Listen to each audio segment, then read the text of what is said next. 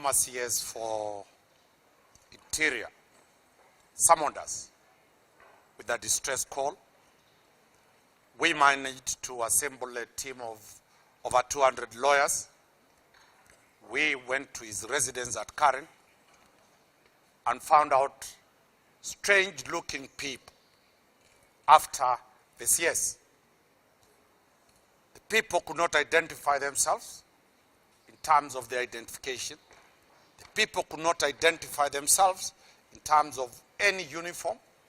The people could not identify the document called a search warrant or a warrant of arrest against the CS.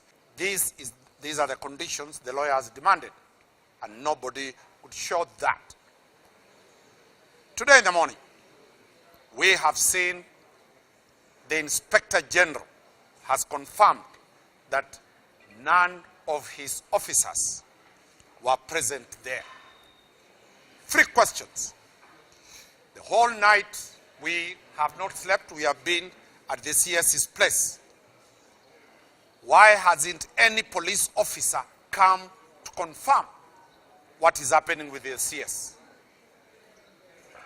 If indeed they were not police officers, why hasn't the police come? If they are not police officers, then who were they? Whose responsibility is it to take care of Matiangi?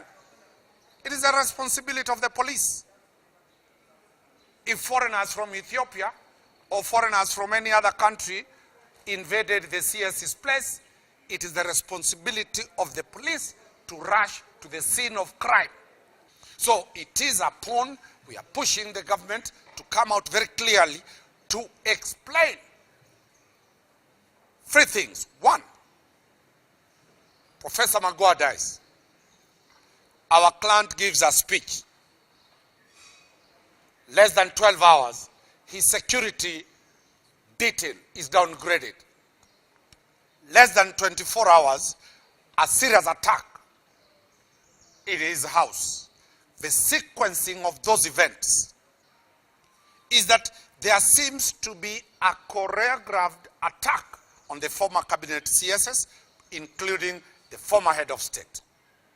So we'll be taking instructions today from the other CSS and the PSS, plus the former head of state, with a view of filing anticipatory bail application for all of them, because it is very clear the sequence of events